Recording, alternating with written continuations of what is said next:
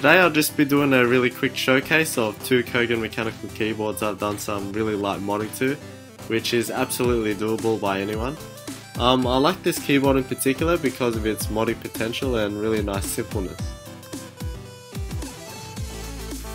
I'll start with the simpler one first. Since the LEDs are primarily blue, the obvious choices for paint colors would be blue, white, silver and maybe orange. So I went with a clean blaze blue from Duplicolor with a satin clear coat over it for protection. And fortunately it matches the colors of the LEDs quite well. The keyboard also has orange LEDs on the WASD keys and the directional keys. Unfortunately, after all my efforts, I wasn't able to take the board apart for potential LED color changes. But orange is a pretty suitable color anyway, as it's a nice complementary color, so that gives us a nice contrasting color scheme. However, that's not all that it has. The top shell of the keyboard can be taken off by releasing the tabs around the edge of the main body. Though caution is really required as these tabs are quite weak and I have actually broken some. I recommend using a plastic card or something similar, as metal or sharp objects will most likely scratch the main body. Taking off the top shell reveals a major advantage in my opinion that many keyboards don't have, and that is that after taking the shell off it looks like a normal keyboard still. There's no exposed PCB, wiring or soldering like 99% of the other keyboards will have. So now it's basically a more compact keyboard than it already was, where the metal plate is now the shell. This is very similar to a keyboard I had a look at before, called the Ozone Strike Battle, and is also kind of like the Corsair keyboards. Basically what this means is that if you wanted the ultimate stealthy look, you could take off the blue shell and keep the lights off, giving it a really nice all black look. The metal plate or shell has a nice textured finish, so it won't easily pick up fingerprints or reflections. But if you wanted to change things up, you can turn the LEDs on and even add the blue shell on top. So overall, this blue version is a really simple mod that anyone can do, by just painting the top shell blue, but it already has so many possibilities.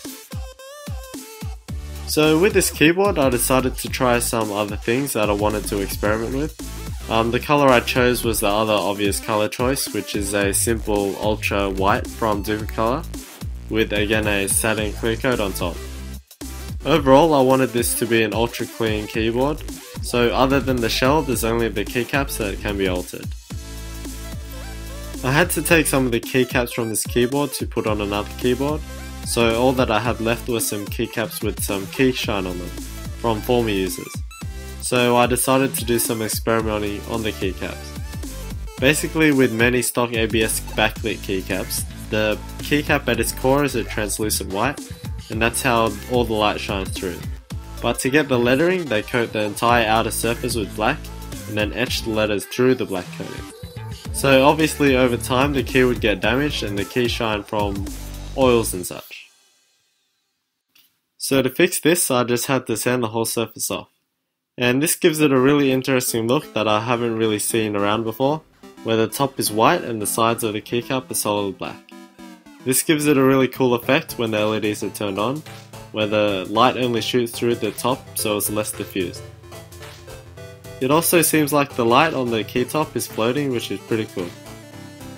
Of course when it's off, it also gives the keyboard a very clean look because of the white blank key tops. However, doing this really does take a long time and is hard to get perfect. Right now because of the sanding, the edges of the keycaps are quite sharp, so they need to be slightly rounded for comfort.